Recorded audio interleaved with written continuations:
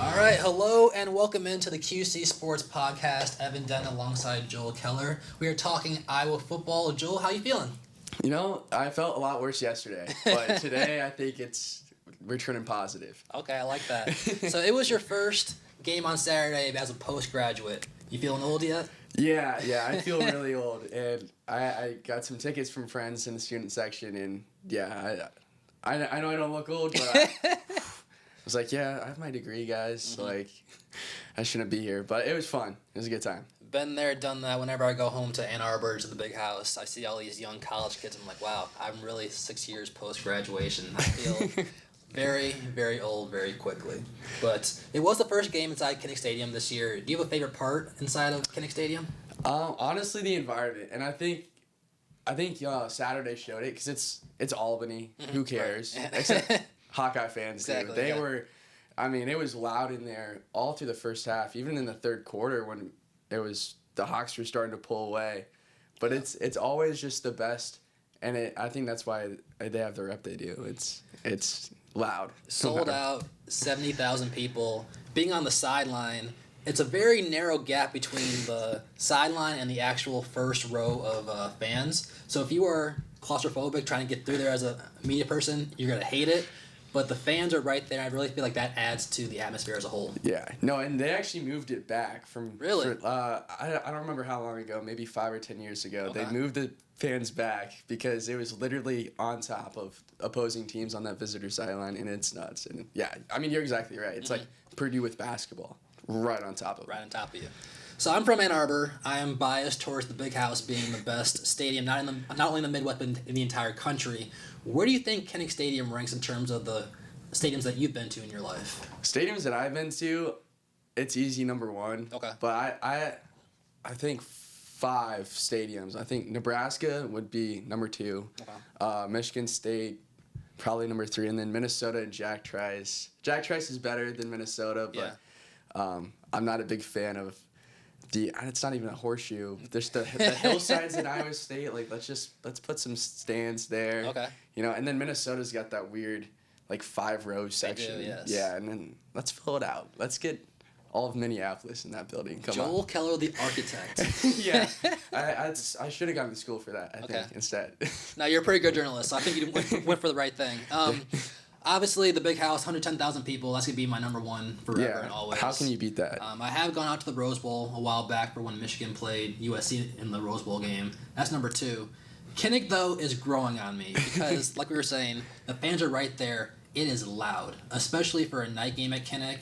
I think it's one of the hidden gems here in the Midwest. It really is, and you probably have a salty taste going into Kinnick. A little bit. As a Michigan fan, so you know what it's like, that nighttime atmosphere. Mm-hmm. But yeah, I think people don't think about Iowa too much for anything but corn, but definitely Kinnick, Jack Trice as well nowadays, I guess. But yeah, Iowans love their football. They do. That is a factual statement. All right, let's get into the Iowa game against Albany. They beat Albany 34-7. They were down 7-3, but then go on 31 unanswered points. Major takeaways. There was a lot of good and also a fair amount of bad.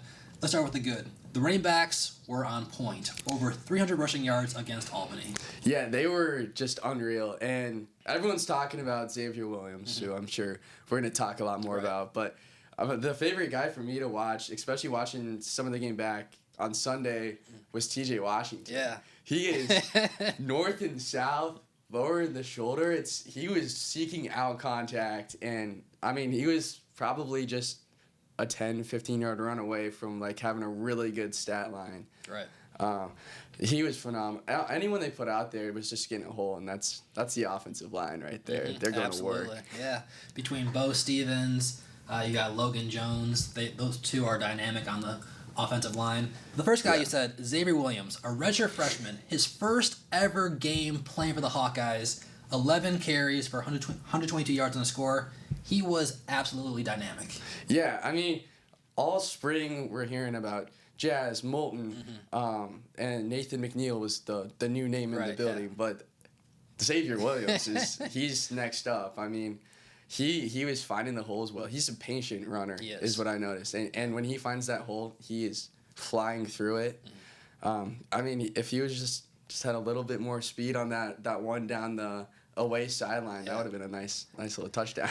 And I'm not saying he's the next Saquon Barkley, but if you look at the way he is built, all right, his quads are the size of two of my heads. They are massive. He was asked about his quad routine in the post-game pressure, by the way. Yeah. But no, he came out of nowhere. He was buried on the depth chart, and I think the Hawkeyes might have found a hidden gem in him.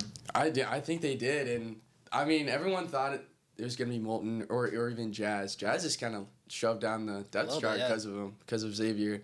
And he came out, he got his reps in that second and third quarter. Didn't really play a ton, I don't think, in that first. Correct, yeah. But when he got out there, he played. He wanted to compete. And so obviously he went up to the podium in the post-game presser, and this is what he and Kirk Ferentz had to say about his performance in Saturday's game. O-line and our receivers, tight ends, everyone did a great job blocking tonight. So really I was just doing my job, just hitting the hole hard when it presented itself. So it was a good deal all around. I was expecting to get a little bit, but I wasn't really sure exactly what to expect. First game, I wasn't sure what the rotation would look like, so I was really just trying to stay ready for whatever. Another running back, Joel, that you said, Terrell Washington Jr., also had a great game. And when we talked to him, he said that the running back room is, quote, the stable, because they have so many different weapons. That's a pretty catchy nickname for a running back team. It is. I love that nickname. Because, I mean, it is. Up and down this chart is, I mean, they all produced on Saturday. How often are you going to say, like, 5 running backs had a good game? I mean, one of the main questions, obviously, in the offseason was how are they going to replace Caleb Johnson? An All-American, now playing for the Steelers. And I think the answer, at least early on, is by committee. And when you have, you're not going to get 300 yards rushing every game, but for a debut for this squad, it's a pretty strong start. Yeah, I mean, once we get into these bigger games, Iowa State next weekend, and then Big Ten season, you'll take 200 yards from your running backs any day of the week. Absolutely. That's only 2/3 of what they put out on Saturday. Like these guys are ready to go, and they're gonna. I mean, it's gonna be a lot like last year. I think is what Week 1 told us. We're gonna be running the ball, pounding it, and it'll be up to the passing offense to win those big games. We will get to that in a little bit. But obviously, one concern from the running back room was Kamari Moulton did go out with the injury. We'll have to wait and see what his status is, because that would be a massive loss to the running back room. Yeah, I mean, we've been saying how good all these running backs were. He had the most speed, I think, on the field by far. He was quick, and he probably would have eaten into some of those 122 yards that Williams had if he was out there, and who knows what he could do. Because, I mean, the offensive line they were hitting the linebackers the second after the ball was snapped. Like, those holes were wide open, and it was easy money, honestly, for all these running backs. Running backs, offensive line, both great units on Saturday. Were there any other units that impressed you? I think the defensive line started the show out that second half. Yes. The defense came out rusty, for sure. But with the cornerbacks lacking the talent Iowa usually has, having some guys get in the backfield quicker is good. And I think the name that not a lot of people have talked about so far, but Kenneth Merriweather had a great game. He had a couple of QB rushes there at the end, I think in the third quarter. And, you know, if he can start breaking out into that classic third down edge rusher for Iowa and maybe notch a couple sacks this season, that'll be good going into next year. I agree with you. I mean, Aaron Graves, obviously a household name, but if we can add Merriweather alongside Ethan Hurkett, the defensive line just gets that much deeper, which will be very important to help the young linebackers get their feet wet. Yeah, and they'll need it this weekend as well, so it'll be good. All right, so that was the good from Saturday's game against Albany.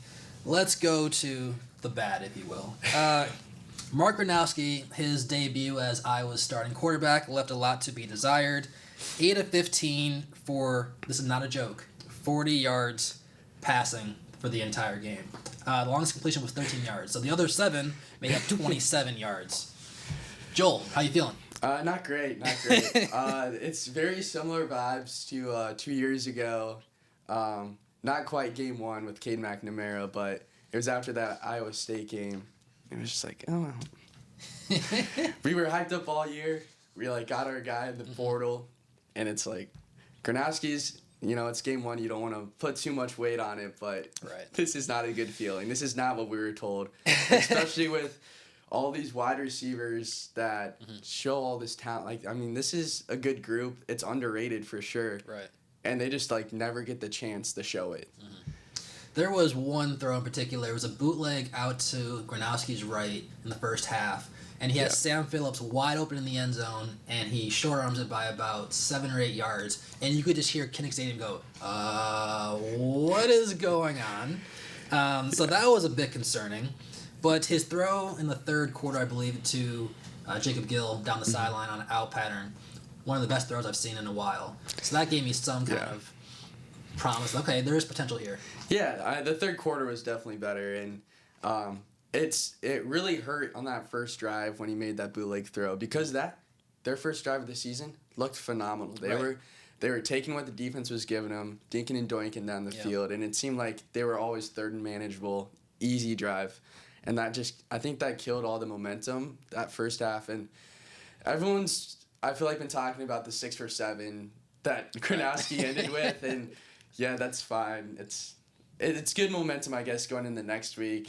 Come away with something positive that you can take into practice this week before Iowa State. Because, I mean, he and Kirk both mentioned jitters, right? Right. And, for jitters in game 1, sure, we can write that off. Jitters next week is a pretty big game. So he's got to... He's got to not fall into the yips. He's got to still be competing and have that confidence out there because he's a good quarterback. I agree with you. Here's what Mark Gronowski and Kirk Ferentz had to say about Gronowski's debut. A little too excited at the beginning of the game. I got to get settled in a little bit more. I feel like going into next week and the rest of the season, we're going to continue to get better on that side of things. But personally, I need to be better all around. But there's still a lot of good that came out of it. We made some good reads, made some great runs as well. So just continuing to progress on the good and fix the bad when we get into film. I think, part of it is just him probably pressing too hard. And I'm certainly no quarterback expert, but sat in a lot of offensive rooms over the years. And it's one thing I've noticed, it's hard to get a quarterback just to, relax a little bit and take what's there sometimes. Mainly because they want to do well and they want to push it and they want to maybe do more than they need to sometimes. And amazingly, if you just kind of are patient, good things will eventually come your way. This will be good for him to get through this and move forward. So I'm really confident he'll be fine. All right, that's enough talk about Iowa for now. Let's go to college football as a whole. Week 1, you can learn a lot, both the good and the bad from teams around the country. Joel, who was your most surprising team that won during Week 1? Well, I mean, there was a lot of great games. I mean, the easy way to go, I think, is Ohio State with a freshman quarterback against the number 1. I know it's at home, but I'm not going to go there. I think the other top 10, I think it was top 10, but Clemson, LSU, I was very surprised. Everything we've heard about Clemson, they've got all these NFL top 10 prospects, that this should be their season. And then they just didn't look good. Both LSU and Clemson's offense did not look good in that game. And it's like, these are our Heisman candidates along with Arch. Like, who's gonna come out? Yeah. And for you, I'm sure Michigan was your big surprise. This week. I almost put that one down. I was like, that's too obvious. Yeah. Going back to what you said about LSU, as the kids say, walk in your trap, take over your trap. Death Valley versus Death Valley. LSU, Death Valley is the original, in my opinion, and they got the win. So Brian Kelly finally gets the opening weekend monkey off his back, if you will. Yeah. And they're looking good going forward with Garrett Nussmeier. I think LSU might be a team to look out for in the SEC. My pick, though, and I never thought I would say this, is Miami. All right? They really took it to Notre Dame on Sunday night. Carson Beck, he's not going to be Cam Ward 2.0. He's not. But he is an accurate passer. He has a lot of big game experience. And now he and Mario Cristobal have a clear shot, in my opinion, to getting to the college football playoff. They have 2 more ranked teams on their schedule, Florida at home and then at SMU later on in the year. This could be the year that Miami makes a run. And their stadium looked electric last night. Yeah, I was shocked by that. So there's a lot of good momentum with the U right now. That was my good surprising performance of the week. All right, on the flip side, from a team that lost in week 1, what was the most surprising?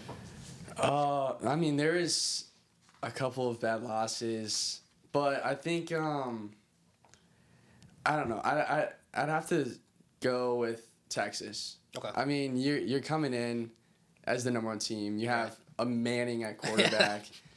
It never really looked good for them. And that was another game just like Clemson where I was like, okay, like this is gonna be it. Like Texas is gonna take over, and they just never did. And good for Lee Corso. He got his last pick right. Yeah. I'm happy for that. It makes sense looking back. It had to be the storybook ending. Like Ohio State was for sure winning that. Right. But yeah, I know that's probably a cop-out answer week 1 for the most surprising loss. I didn't say that. You said it. No, Arch Manning, there was so much hype around him, obviously. Like you said, being a Manning as his last name. We need to give some time to develop. We do. Going on the road against a top 5 defense, Caleb Downs, who I will talk about a little bit later, is a potential Heisman dark horse in my opinion. That defense, they don't rebuild, they just reload. Yeah. And that was shown on Saturday. There's no hotter seat in America right now than down in Tuscaloosa, Alabama. Kalen DeBoer and Alabama go on the road to Florida State and they lose 31-17. And honestly, it wasn't even that close. All right. It's year 2 for DeBoer. He already has the same number of losses to unranked teams as the entire Nick Saban era. That's saying something. That is unreal. Right? And so I was on X after that game, just looking around, seeing what people are saying. Yeah. The word buyout was trending. I'm like, okay, this is interesting. His buyout is over $60 million. Could you imagine them getting rid of Kalen DeBoer in year 2 when they have to pay him $60 million? That is just unreal. That's 10 years of Cook experience. Exactly. Right there. That's insane. Nasty. That was a telling game though too. Florida State with a new quarterback, and they come in and just dominate in every facet of the game. I don't know where Bama's going, but they got to figure it out quick. So they still have to play at Georgia, out South Carolina. Then they get to host Tennessee and LSU. Those are all ranked teams. All right.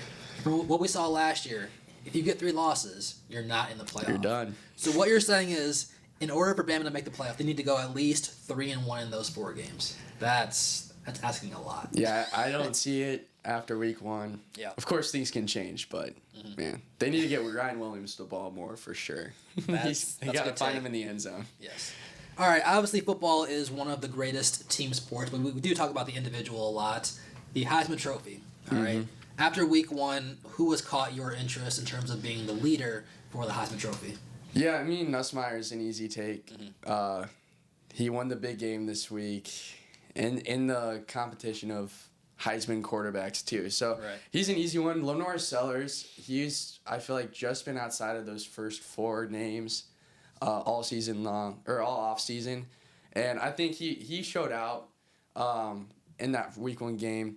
Was a little tougher for South Carolina than I would have liked to see from him. But Sellers looked good, and I think he's still getting there. He's got 1 year under his belt, and now all the hype was building around him. He's got the expectations. Now he's got to match him next week. Let's go see a 3-4 touchdown ball game out there from him.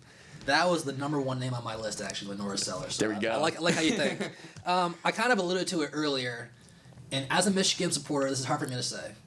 I think that Caleb Downs is the best Heisman Trophy candidate on Ohio State's roster. And yes, I'm aware they have the best player in America in Jeremiah Smith. Yeah, come on now. He's next up. The LeBron of the NFL. That's what they're saying, yes. I just think that Caleb Downs is a Swiss Army knife on defense. You can play him at free safety, strong safety, even an undersized linebacker. And so when you bring him into the box, he adds an extra level of toughness against the run. And I think just as the year progresses, more and more people will get to know this name. He's going to be a top 10 pick, maybe a top 5 pick.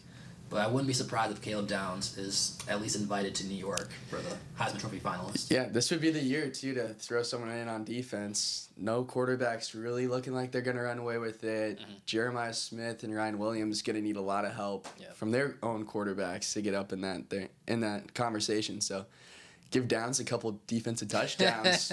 I'm all right with it. I like that take. Just not against Michigan. That's all I'm asking. Fair enough. All right. Let's go back to the Iowa Hawkeyes for a second. Up next, it is, of course, the Cy-Hawk game. Iowa and Iowa State. Joel, you are an Iowa grad. You're an Iowan through and through. What does this game mean to the state of Iowa? I mean, everyone's eyes are in this game. And being from Des Moines, that is probably the most 50-50 split in Iowa. And when you lose that game, it is the worst feeling ever. Everyone is texting you. They hold it over your head for the rest of this year until you get to go back and hopefully get your get back in the following year. But there's a lot of pressure on this game, and it feels like in the grand scheme of things, and you could probably speak more on this, it doesn't matter that much. Right. But there's a lot of pressure on both teams to win, and I think this year Iowa State, if they don't win this one, this is like, I mean, it's been 14 years since they won an Ames. Like, something's got to change for them, right? But they are experiencing the best couple of years of their entire program. That is very true. Coming to Iowa, I'm used to Michigan, Michigan State. Obviously, two Big Ten teams, but here Iowa and Iowa State, two different conferences. There's some hatred here. Not gonna lie, it's very similar to Michigan, Michigan State, like I was saying. And this game means so much to so many people. Where if you win, you get to glow for the entire rest of the year. But if you lose, you better duck your head and just keep your head down. Yeah, you're hoping for men's basketball. Yes. To go your way. Is this game, when you were younger, living in Michigan, are you throwing this on a Saturday? Oh. Okay. It's talked about weeks in advance. You don't really, the day before the game, you don't talk to your MSU friends. It's, you go to one side, and I go to the other side. We'll talk the following Monday. Yeah. But no, it means everything back in my hometown of Ann Arbor. Yeah. Well, what about the Cyhawk game? If this is an 11 a.m. kick, we got Cyhawk game or like Texas, like a big primetime game. Which one are you throwing on? We're definitely throwing on the Texas game. No, fair enough. But now being in Iowa, I've learned that this game is just so meaningful to so many people, and so I've really grown into it, if you will. Yeah, no, this makes the state for football. It's fun. Okay. And so the last 7 games have all been decided by 10 points or less. So this game is close on an annual basis, which I think is a really good part of the rivalry. And like you were saying, Joel, the last time that Iowa State beat Iowa in Ames was 2011, all right? Barack Obama was in his first term as president, and the song Rolling in the Deep by Adele was one of the top songs. It's been a long time. Yeah, LeBron hadn't won a ring. That's crazy. At that point. Wow, that's actually insane. I hadn't thought about that. That was I was looking online, people were saying stuff like that. Like, that's the one that really got me. Like, this guy, he's the GOAT in my opinion, and he doesn't have a ring, and that was the last time Iowa State won. Yep. And so, obviously, Iowa leads the series 47-24 all time, but Iowa State has won 2 of the last 3. Both those wins obviously came in Iowa City. How important would you say is it for Matt Campbell to finally get over the hump and beat Iowa at home? Yeah, I mean, it's got to be the most important game we've had in Ames since game day, maybe in 2021. But the way that season ended for both teams, was it really a top 15 matchup? I don't know. But no, this is huge, not just for this rivalry series for Campbell, but also if you can get this game against Iowa, that's one that, a lot of people might count as a loss. And, that's a path to the playoff. It is. It allows you to slip up one extra time in the Big 12 season, which, they already look like they're going to be one of the best teams in the Big 12. And a big reason for that is their quarterback, Rocco Becht.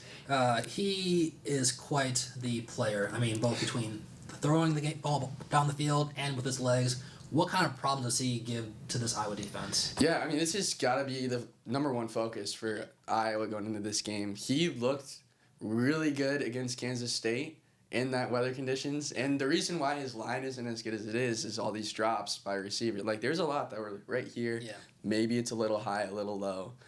But they were good balls. And this is an Iowa team. We saw it on that Albany drive when they scored a touchdown. The secondary does have a couple of issues. And Rocco Becht, I know they don't have those NFL guys at receiver. He can still make it work. And if Iowa State's going to win this game, Becht's going to throw for at least 250 and a couple of touchdowns. I think the Rocco Becht versus Phil Parker matchup is a little underrated, but I think that's going to be very important in telling who wins this game. Yeah, I mean, Phil's seen him. This is the 3rd year now. Right. He knows Rocco Becht like the back of his hand at this point, so he'll be ready. And so for the year, back to just under 70% completion percentage. He's more or less, in my opinion, a dark horse, a very dark horse for the Heisman, but he needs to show out against Iowa for that really to begin his Heisman campaign. 11 a.m. kickoff. I'm not the biggest fan of that, having to drive 3 hours on a Saturday morning just to get there, but That's going to be early, man. it's going to be early. It's going to be a ruckus environment. I've never been inside Jack Trice, so I've heard it's a very good stadium, though. It is. I've been to 2 Cy-Hawk games in Ames, and then I went to a Iowa State-Kansas State game in Ames. It's a good time. Okay. There's a lot of bad blood, especially once you get close to game time. People have been out in the parking lot for a while. Some things definitely get said that are left off camera. Okay, but yes. It's all in good fun at the end of the day. And walking out of Jack Trice with a couple of wins under my belt, it's a great feeling. Everyone's complaining. Oh, the refs were bad. There's tears. And I'm just You're taking it all smiling in. on my face like, all right, like, one more upset this year. We're looking pretty good. And so I've been saying, if Iowa really wants to make a run at the playoff, this is a must-win. It has to be, right? Like, this schedule is daunting. It's a gauntlet. It is scary. You can't slip. I guess it's not a slip up here against the top 25 team at home, but you can't lose this one. You still have Oregon, you still have Penn State, you still have USC, Indiana. Yeah. It's Nebraska. Nebraska's looking good. Michigan State's my dark horse in the Big Ten. Okay. Aiden Childs is still a good quarterback. Yeah. There's no easy outs really in the Big Ten. Okay. And there is a little bit of history on the line in this one for Kirk Ferentz, because if he wins, he becomes the all-time leader in Big Ten coaches for the most wins, breaking the tie with Woody Hayes at 205. What would you say is Kirk Ferentz's legacy as Iowa's head coach? I mean, he's the best coach in the program history for sure. He did a lot for the program back when I was born. Coming in and having that first year, that was tough, and then turning around and winning the Big Ten championship a couple seasons later, I think that's really what shot Iowa back up after the Hayden Fry prime years kind of went away in the 90s. And, I mean, for him to do it for this long has just given Iowa that identity that makes me confident once Kirk hangs it up, Iowa's not going to take too much of a step back. They should be able to keep pushing forward. Of course, you never know. But, I mean, he's meant the world to this program. And if he can break that record against Iowa State, that would be cool. Because he tied it in the most 2020 Kirk Ferentz way possible. Just ground and pound, no passing offense, relying on the defense. So maybe a fun 2010, like 2015 type win, 2009 type win. Let's get the rock out, get it to your playmakers. Right. And have some fun. So he is the only Iowa coach that you've ever known in your entire life. Yeah, I've never seen anyone else. Wow, I just realized that. Yeah, it's kind of crazy. It's honestly a little scary for the post Kirk Ferentz years, but it's kind of fun too because you see like Michigan bringing Harbaugh. You see all these little splashes around the league, and it's like that would be fun for an off season to really get hype about a young guy. But I mean, Kirk Ferentz. We've had the ups and downs, especially the past couple of years. Right. Like, if he can just give us, like, one run to the playoff, call it good, end on that high, that would be amazing. And so I asked Coach Ferentz about breaking this record back during media day, and this is what he had to say. It really gets back to the people involved in football as a team game. So for those kinds of things to happen, you've got to have great people around you, players, staff, support staff. And you got to be in a good place. Bottom line is the main reason we want to win is because we want to win. And if records come in, that's great, but that was never the goal or intention. Per usual, Kirk Ferentz deflecting it towards the people around him. And he's a team guy first, and I think that's what's made him so successful over the past 26 years. Yeah, and he knows how to pick the guys around him too. That's the big thing, I think. And getting someone like Phil Parker to come out and run this insane defense, and Tim Lester I've been happy with so far too. He's made most of the right decisions, and that's why he's one of the best. I agree with you on that. All right, let's wrap it up with our predictions for the year. Iowa, already 1-0. Have a tough schedule moving forward. How many wins do you see them getting this year? I think coming into this season, before that game, I would have said 10, playoff team. I'm thinking probably 9-3, if to be optimistic. I was very confident in that Oregon game in Kinnick. Not so much anymore. I think this will be an Iowa team that can beat those middle-of-the-pack Big Ten teams. Yes. But I don't know if they quite have the firepower to knock off a top 10 team in the nation. I think this Iowa State game will be very telling, obviously. If they show a good performance, and even if they lose, I'm going to get more confident in this team. I do think they get past the Cyclones. I will say that, to make it 2-0. I'm seeing them at 9-3. All right. Yeah. I think they take down Penn State because I think that'll be a night game, and Kinnick at night is different. I don't see them being Oregon. I think USC on the road is going to be very difficult. That'll be a loss for sure. They're going to have 2 losses going into the season finale against Nebraska, and I think that could be a playoff decider for both Iowa and Nebraska. And just the idea of that game being on the road scares me, which makes me think they're going to go 9-3. Yeah, and Nebraska they want revenge so bad. I have been to just the last 2 Nebraska games, and being in Lincoln for the first field goal to win it on a walk-off was amazing. The one last year was even crazier because why is Drew Stevens hitting 53-yarder to win in 0-degree weather? So, yeah, that'll be a fun one. But, I mean, you were right on the noggin, I think, with USC. Iowa does not win on the West Coast. Yeah. And USC is, I mean, people aren't too hype on them, but, I mean, it's USC. They're going to be solid. I think they have a pretty good team out there, too. Lincoln Riley has a lot to be excited about this year. Yep. And has a lot to prove. So I think a motivated coach out there in USC is a little dangerous. Yeah, for sure. A lot to prove. They're going to do it this year, I think. And it's going to be tough for Iowa to go out there. It's going to be tough for a lot of teams to go out there that you'd think, oh, maybe they'd win. But, I mean, that time difference is tough. It's very difficult. They showed it last year in the Big Ten. All right, Iowa is 1-0 after beating Albany. They now go to Ames to take on Iowa State. Alongside Joel Kellar, I'm Evan Denton for the QC Sports Podcast.